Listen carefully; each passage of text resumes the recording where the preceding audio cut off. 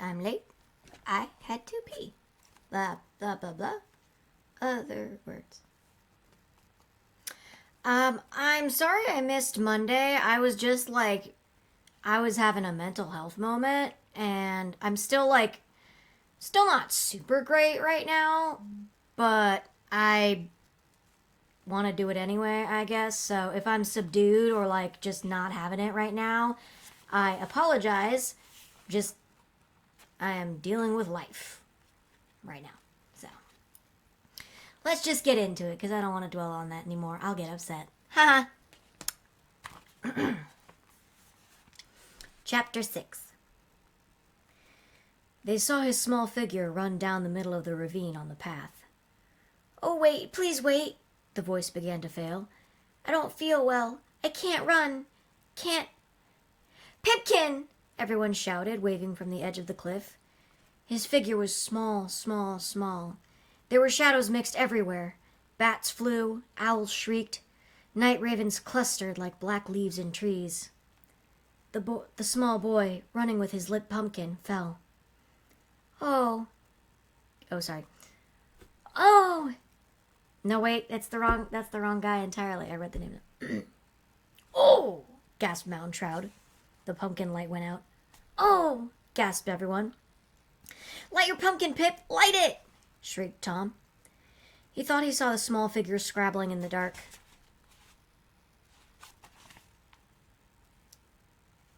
There's pictures. I love pictures. Pictures are great to help illustrate the story. Oh! It's a... There's a little guy. He's just a little guy. He's just a little guy.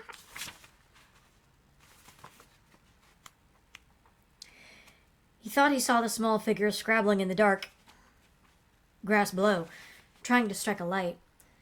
But in that instant of darkness, the night swept in. A great wing folded over the abyss. Many owls hooted. Many mice scampered and slithered in the shadows. A million tiny murders happened somewhere.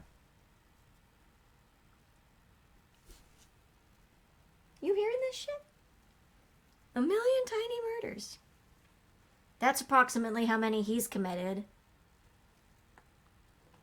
Stretching there all casual like you don't just murder bunnies. He murders. He's a murderer.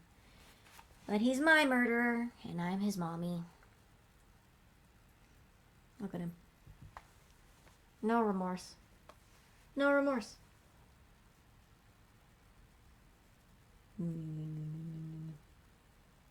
"Light your pumpkin, Pip! Help!" wailed his sad voice. 1,000 wings flew away. A great beast beat the air somewhere like a thumping drum. The clouds, like gauzy scenes, were pulled away to set a clean sky. The moon was there, a great eye. It looked down upon an empty path. Pipkin was nowhere to be seen. "Hi!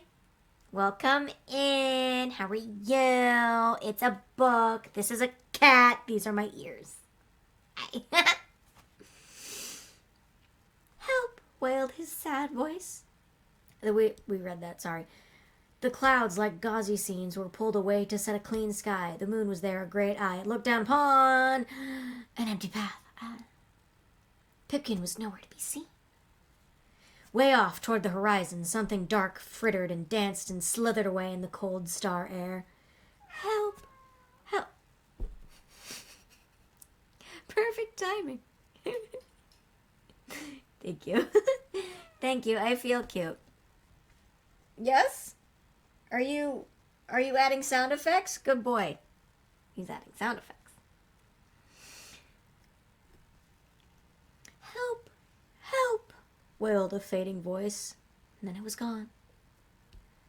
"Oh," mourned Mr. Mountroud. "This is bad. I feel something is taking him away." Where? Where?" gibbered the boys, cold. Thank you. I am cute. You're welcome. "To the undiscovered country. The place I wanted to show you. But now."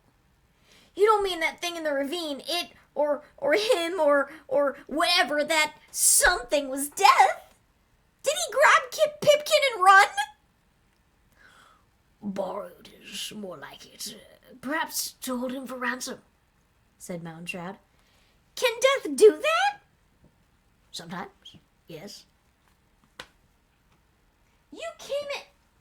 This motherfucker is like, it's bedtime, mommy, let me into the room, it's bedtime, I want to go sleepy time. But then the door is closed and he's like, oh no, there's a mystery world on the other side of the door and I have to know. Hi, butterfly. I'm good. It's good to see you. I'm glad you could pop in anyway. I love you. You're so cute. Bye. Hi and bye. I love you. Oh gosh, Tom felt his eyes water. Pip, tonight, running slow, so pale. Pip, you shouldn't have come out. He shouted at the sky, but there was only wind there, and white clouds floating like old spirit fluff, and a clear river of wind. You're so cute. Stuff's falling on my desk. Don't worry about it. Don't worry about it. It's fine. They stood cold, shivering. They looked off to where the dark something had stolen their friend. So, said Mounshroud, all the more reason for you to come along, lads. If we fly fast, maybe we can catch Pipkin. Grab his sweet Halloween corn candy, so bring him back, pop him in bed, toast him warm, save his breath. What say, lads? Once you solve 2 mysteries in one. Search and seek for lost Pipkin and solve Halloween, all in one fell dark blow. They thought of All Hallows Night and the billion ghosts a-wandering the lonely lanes in cold winds and strange smokes. They thought of Pipkin, no more than a thimbleful of boy and sheer summer delight, torn out like a tooth and carried off on a black tide of web and horn and black soot. This is a very descriptive author. And almost as one they murmured, "Yes." Mounshroud sprang. He ran. He pummeled. He pushed. He raved. "Quick now, along this path, up this rise, along this road, the abandoned farm, over the fence, a-loop!" They leaped the fence running and stood by a barn that was frosted over with old circus posters, with banners tattered by wind pasted here, there, 30, 40, 50 years back. Circuses, passing through, had left patches and swatches of themselves 10 inches thick. "A kite, boys! Build a kite! Quick!"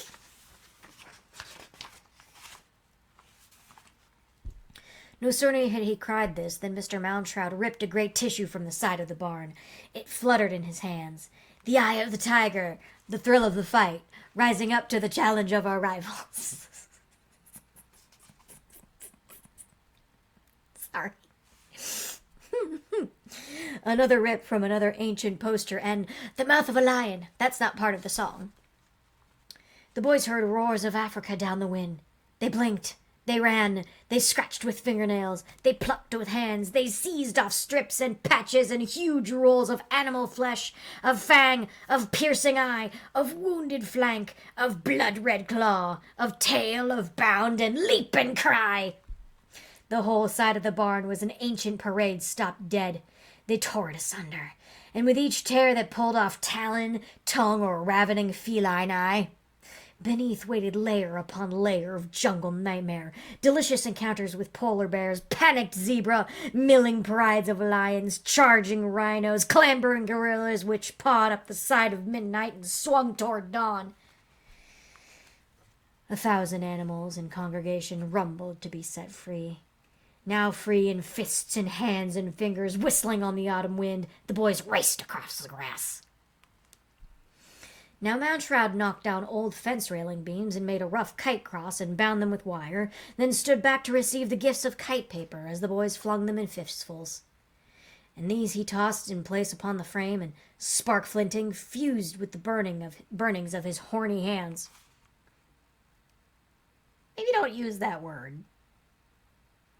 I have the same issue with the word pegging. It is a valid word. It is a word that exists, but my brain cannot connotate it. Is that a verb? Can I use that as a verb? I'm using it as a verb. I don't care. Now Mounshroud knocked down... Blah, blah, blah. I read that part already. Sorry. Hey, The boys cried their delight. "Oh, look!" They had never seen such things, or known that men such as Moundshroud, with a pinch, a clutch, a pressure of fingers, might blend an eye with a tooth with a mouth with feline bobcat tail. All mingled beautifully into a single thing, a wild jigsaw puzzle jungle zoo, billowed and trapped, pasted and tied, growing, taking color and sound and pattern in the light of the ascending moon. Now another cannibal eye, now another hungry maw, a mad chimpanzee, a most insane mandrill ape, a screaming butcher bird. The boys ran up with the last frights handed over, and their kite finished, the ancient flesh laid out, fused by the still blue smoke burning horny hands. Stop using that word. Mr. Moundshroud lit a cigar with the last bit of fire that sparked out of his thumb and smiled. And the light from his smile showed the kite for what it was, a kite of destructions, of animals so dire and fierce their outcry drowned the wind and murdered the heart. He was pleased. The boys were pleased, for the kites somehow seemed to resemble... "Why," said Tom, astounded, "a pterodactyl!" I am more partial to the plesiosaurus myself. That one's my favorite, because it's basically the Loch Ness Monster, which is also my favorite. Moving on. A what? Pterodactyl! Those ancient flying reptiles gone some billion years back and never seen again. Sorry? Wait.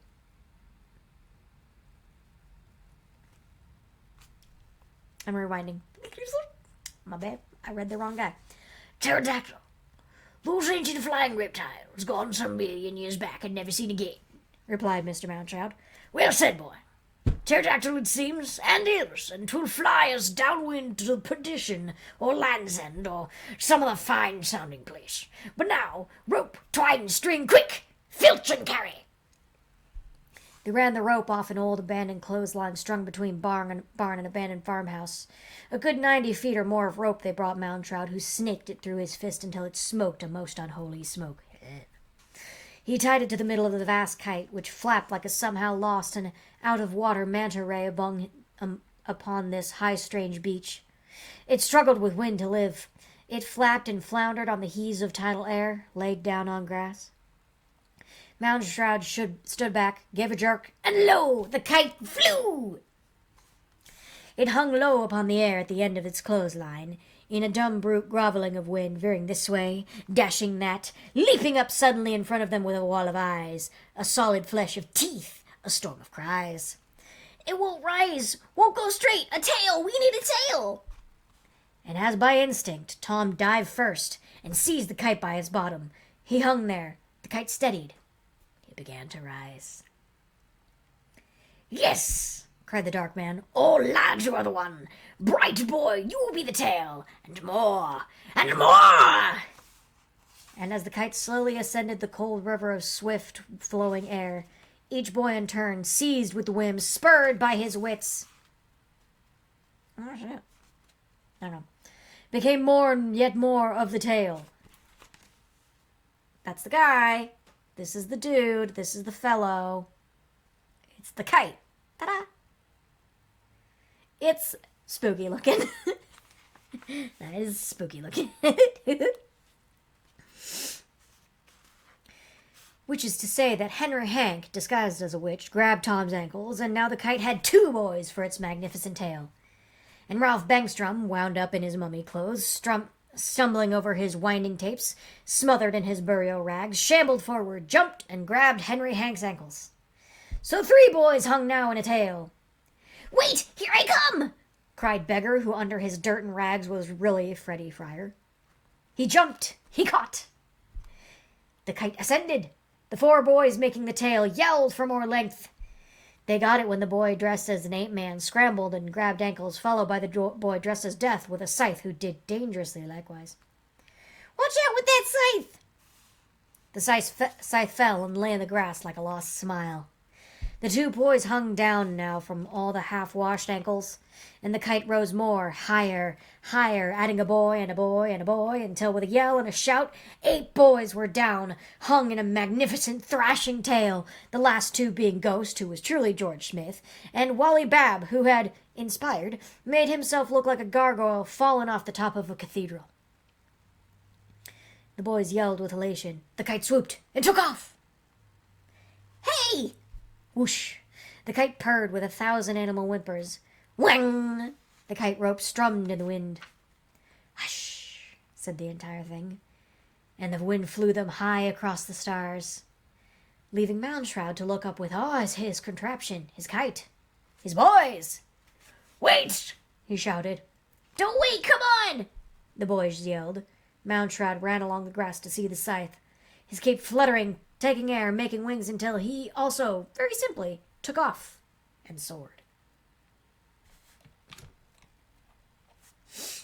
The kite flew. The boys hung down from the kite in a fine lizard's tail, now weaving, now looping, now snapping and gliding. They yelled with delight. They shrieked with in-gasped, out-gasped terror. They rode across the moon in an exclamation point.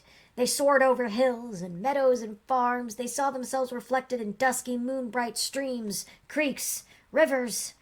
They brushed down over ancient trees. The wind, stirred by their passing, shook down whole government mints of coins, leaves, bright showering to the black-grassed earth. They flew over the town and thought, "Look up, see? Here we are, your sons." And thought, "Well, look down. There somewhere are our mothers, fathers, brothers, sisters, teachers. Hey, here we are.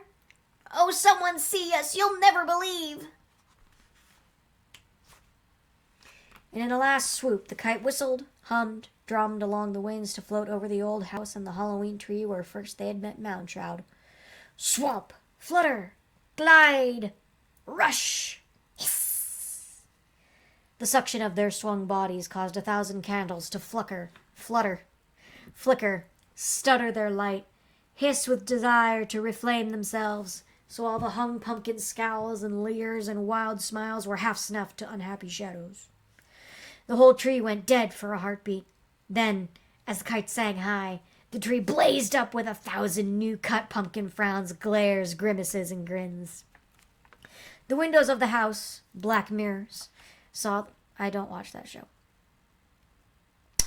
The windows of the house, black mirrors, saw the kite go away and away until the boys and the kite and Mr. Moundshroud were very small on the horizon. I could do something by Junjo Ito. I might actually. That's an excellent suggestion. I might just do that. I might. Goosebumps is coming in the mail, but it's taking 1,000 years. So if Junjo Ito comes first, or Junji Ito comes first, then that's just what happens, man. That's just what happens. And then down they sailed off away deep into the undiscovered country of old death and strange years in the frightful past. Ew. Censor is so goof. What? I will... Oh, censor. Okay. I was not sure. I'll look that one up. I will... Delane, what happened to my pencil? You were here, you know. You don't know. I don't know. Nobody knows what happened to my pencil. It's gone. It was purple, sparkly. You saw it. Censor. Text me. Send me a message on Messenger, and I will remember to get that one specifically. Okay. "Where are we going?" cried Tom, hanging to the kite's tail. "Yes, where? Where?" cried all the boys, one after another, below. "Not where, but when," said Moundshroud, pacing them, his great veiled cloak full of moon wind and time. 2,000, count them, years before Christ. Pipkin's there, waiting. I smell it. Fly!" Then the moon began to blink. Oh, God, that's creepy. The moon began to blink. It closed up its eye, and there was darkness. Then faster and faster it began to wink, to wax, to wane, to wax again. until 1,000 times over it flickered, and in flickering changed the landscape below. And then 50,000 times, so fast they could not see it, the moon extinguished and relit itself. And the moon stopped winking and held very still, and the land was changed. "Look," said Mountroud, hung upon the very air above them. And the million tiger, lion, leopard, panther eyes of the autumn kite looked down, as did the eyes of the boys. And the sun rose, showing them Egypt, the River Nile, the Sphinx, the pyramids. "Why, but," said Mountroud, "notice anything different?" "Why," gasped Tom, "it's all new! It's just been built! That means we really have gone back in time 4,000 years!" And sure enough, the Egypt that lay below was an ancient sand, but new-cut stone. The Sphinx, with its great lion paws, treaded out on the golden stuffs of the desert. Gaston!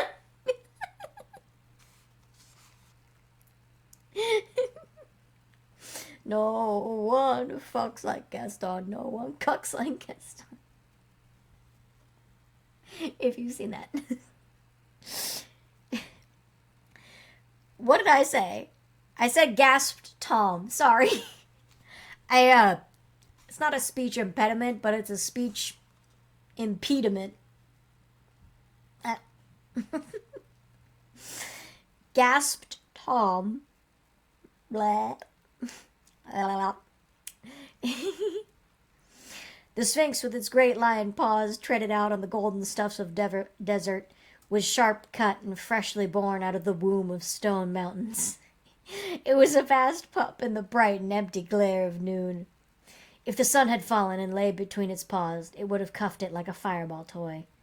The pyramids, why, they lay like strange-shaped blocks, yet other games to be puzzled over, played with by the woman-lion Sphinx. The kite zoomed down and skirted the sand dunes, flirting over one pyramid, and was drawn as by suction, not seduction. This word is suction, not seduction. The Sphinx did not seduce the kite. Sorry.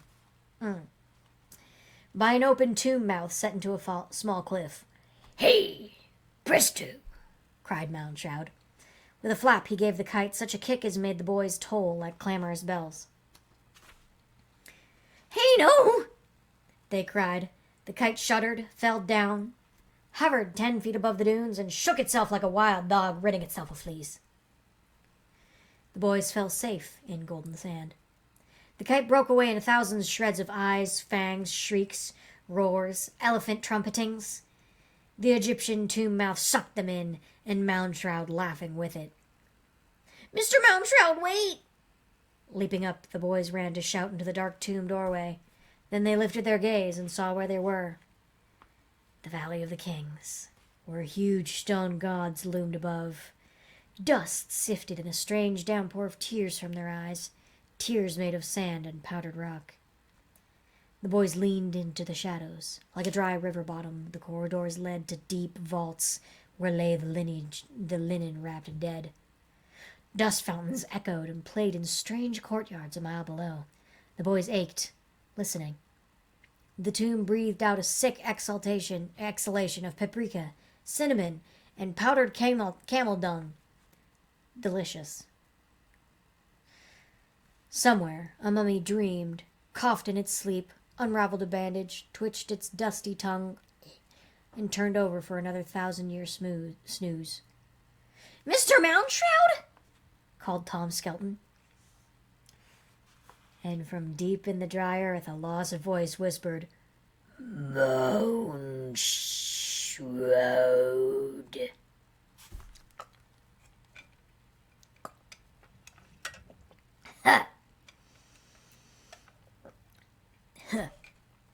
Out of the darkness something rolled, rushed, flapped.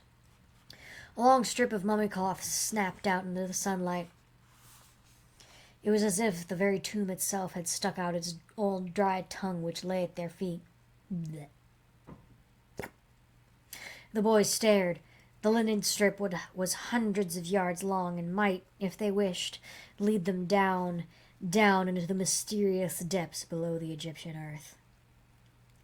Tom Skelton, trembling, put one toe out to touch the yellow linen strip. A wind blew from the tube, saying, "Yes."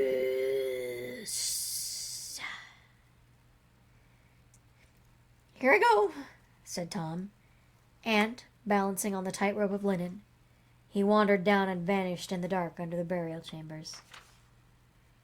"Yes," whispered the wind coming out from below. "All of you, come next and next, and another and another. Quick!" The boys raced down the linen path in darkness. "Watch for murder, boys. Murder."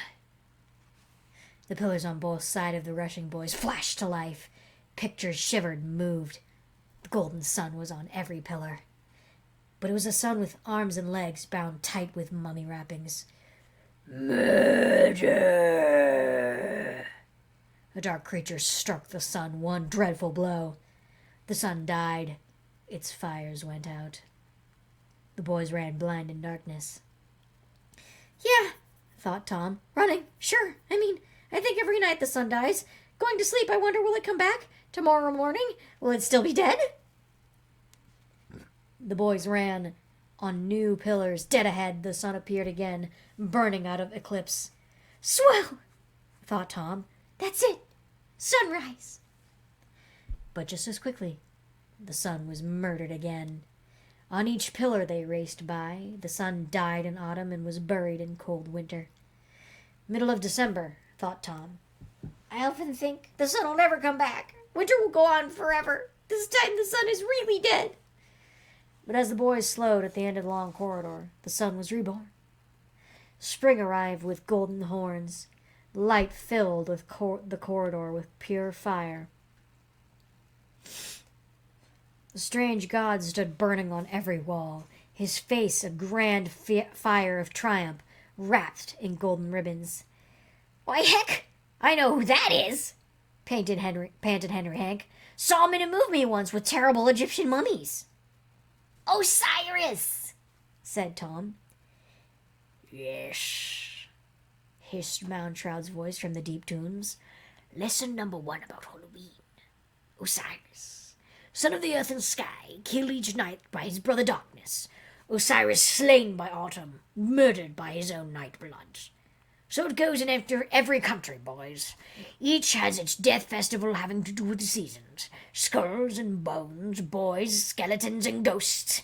In Egypt, lads, see the death of Osiris, king of the dead. Gaze long." The boys gazed. For they had come to a vast hole in the underground cavern, and through this hole they could look out at an Egyptian village where, at dusk, food was being placed out in pottery and copper dishes on porches and sills. "For the homecoming ghosts," whispered Moundshroud somewhere in the shadows. Rows of oil lamps were nailed to house fronts, and the soft smoke from those rose up on the twilight air like wandering spirits. You could almost see the haunts shifting along the cobbled streets. The shadows leaned away from the lost sun in the west and tried to enter the houses. But the warm food steaming on the porches kept the shadows circling and stirring. A faint smell of incense and mummy dust wafted up to the boys who looked out upon the ancient Halloween, and the treats being set forth not for wandering boys, but homeless ghosts. "Hey," whispered all the boys. "Do not lose your way in the dark," voices sang in the houses to harps and lutes. "Oh, dear sweet dad, come home, and welcome here. Lost in the dark, but always dear. Do not wander, do not roam. Dear ones, come home, come home." Smoke curled from the dim lamps, and the shadows stepped on the porches and, very gently, touched the gifts of food. And in one house they could see an old grandfather mummy being taken out of a closet and put in the place of honor at the head of the table, with food set before him. And the members of the family sat down to their evening meal and lifted their glasses and drank to the dead ones seated there, all dust and dry silence. Quick now, come find me. Moundshroud's voice, laughing, called them on. This way. No, this. This! They ran along the slender ribbon of mummy wrapping deep into the earth. Yes, here I am. They turned a corner and stopped, for the long linen ribbon wound across the tomb floor and up a wall and wrap around the feet of an ancient brown mummy which was propped atilt in a candlelit niche. Is stuttered Ralph Bengstrom, dressed in his own mummy costume.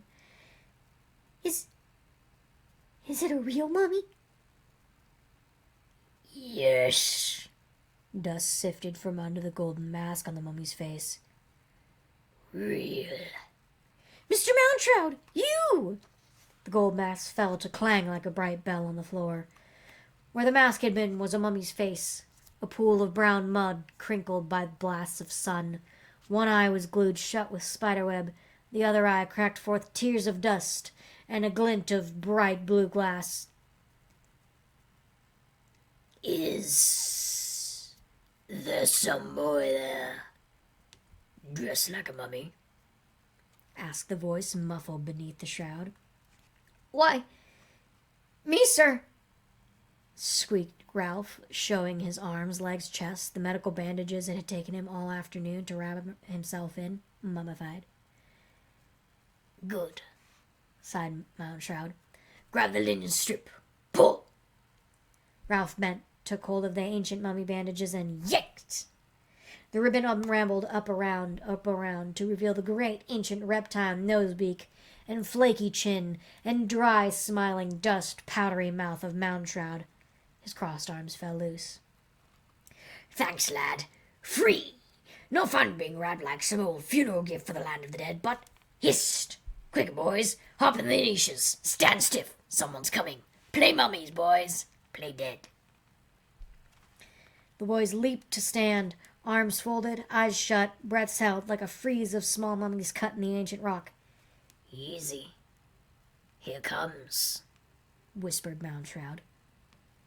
A funeral procession. An army of mourners in gold and fine silks, bearing small sailing ship toys and copper bowls of food in their hands. And in their midst, a mummy case carried light as sunshine on the shoulders of 6 men, and behind that, a fresh-wrapped mummy with new paintings on its linen vestments, and a small gold mask fitted over the hidden face. See the food, boys?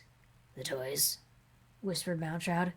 They put toys in the tombs, lad, so the gods will come play, romp, roustabout, and run children happy to the land of the dead.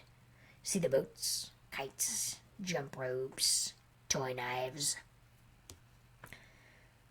But look at the size of that mummy, said Ralph, inside his hot linen bandages. It's a 12-year-old boy in there, like me, and that gold mask on the boy mummy's face.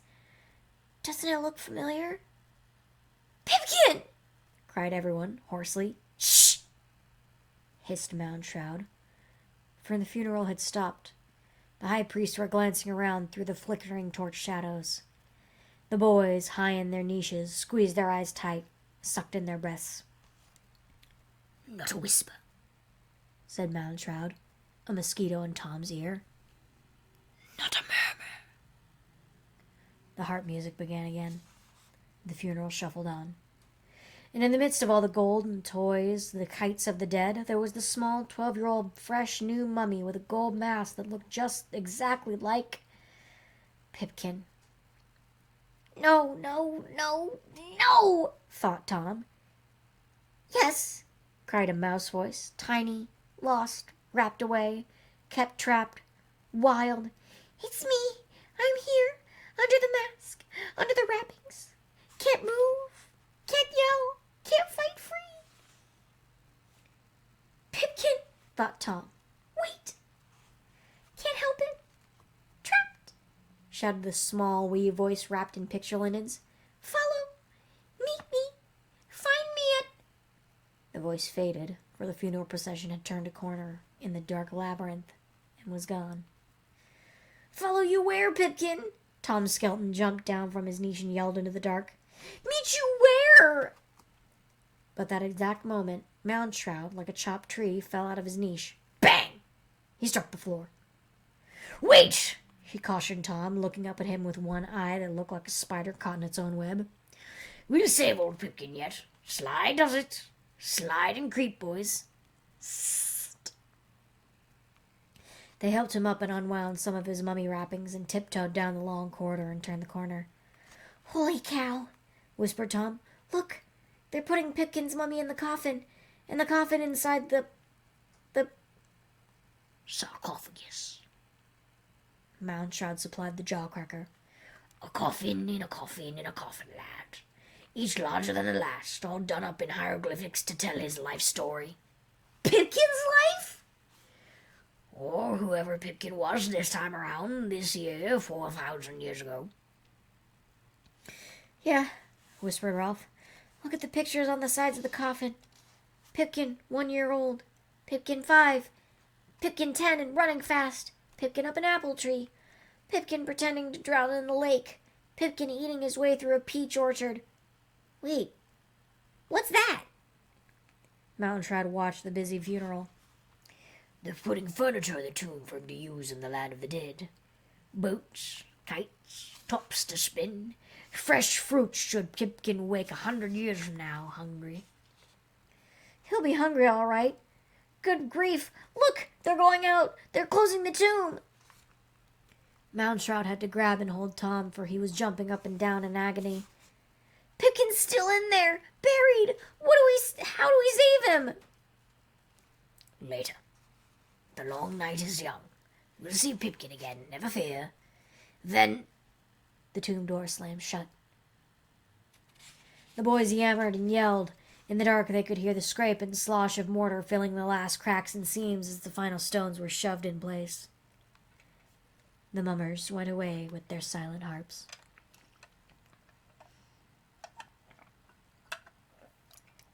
Ralph stood in his mummy costume, stunned, watching the last shadows go. Is that why I'm dressed like a mummy?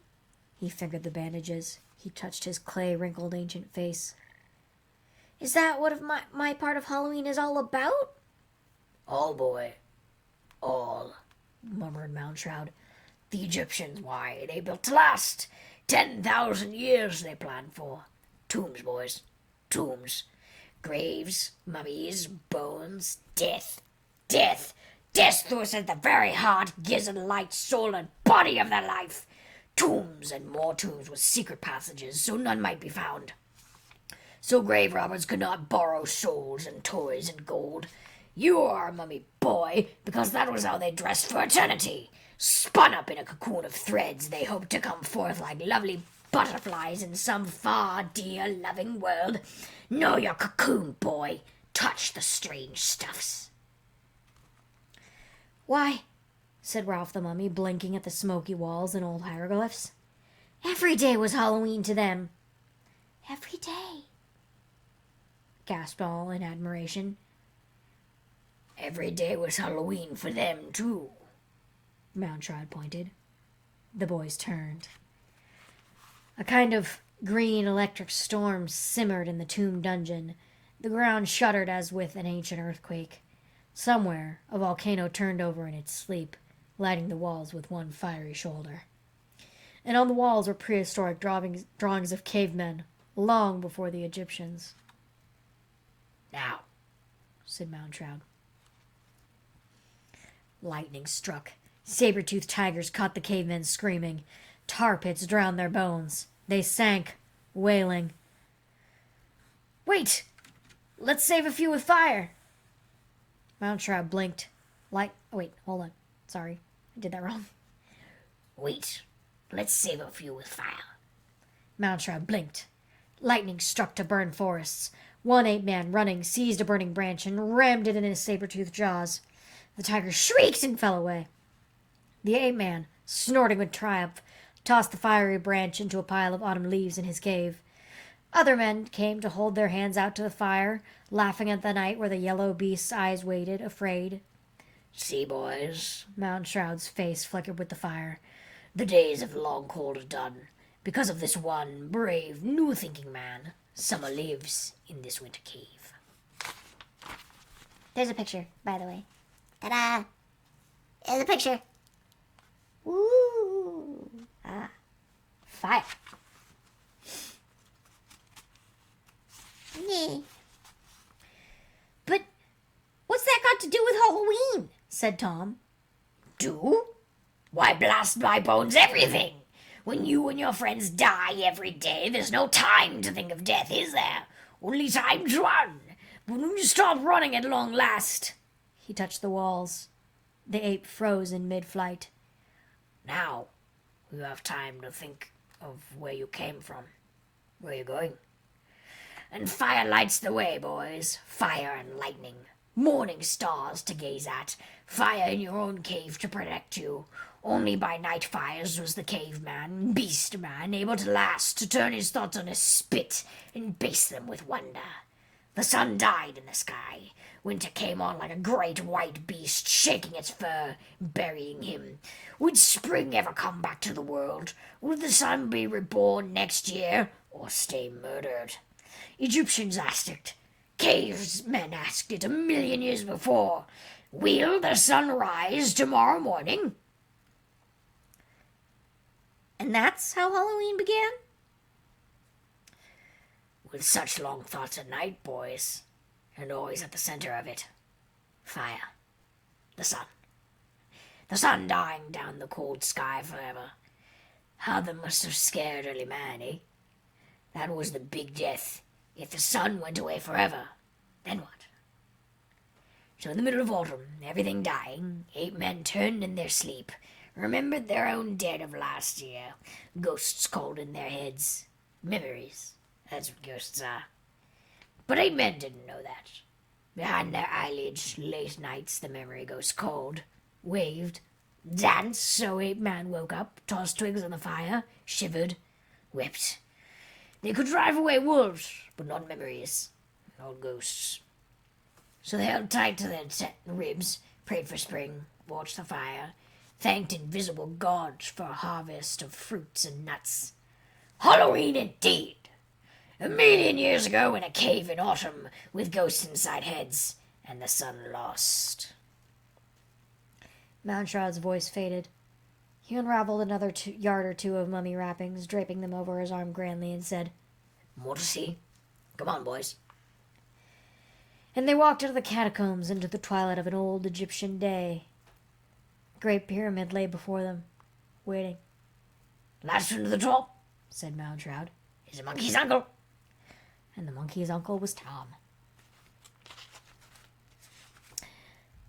I think we're going to pause there for now. Short stream, because like I said, my brain, it's doing stuff that's not ideal, stuff that's not great. And I gotta pause, I gotta take a mental health. Also, Moundshroud's voice, I love doing Moundshroud's voice. It's one of my favorite types of voices to do, but I haven't done it in a long time due to reasons. So I gotta practice how to do that shit again, because it's not easy. It is not easy. So, I'm gonna go. I got more stickers for my bottle, by the way. I got more stickers. So, I'm going to end that here for now. Come back on. Well, Friday, I might be doing a different kind of stream on Friday. We'll see what happens. Oh, thank you. I appreciate it, and I appreciate you. I love you. So I'm glad you guys got to join me for this, and you're gonna be here. You silly goose. You're gonna be here. That's the thing we're doing. That's one of the things we're doing on Friday. Okay. Thank you. I'm glad I'm glad you had fun. I'm glad you enjoyed yourself. I don't know if we're going to be able to finish this in the next session. It might take 2 sessions. We'll see. But this was fun. I'm going to go recover my voice and snort some licorice tea or something. I don't fucking know. I don't know. But we'll come back to this. We'll come back to this, and I will see you guys all Fridja. Okay. Okay. Hoi.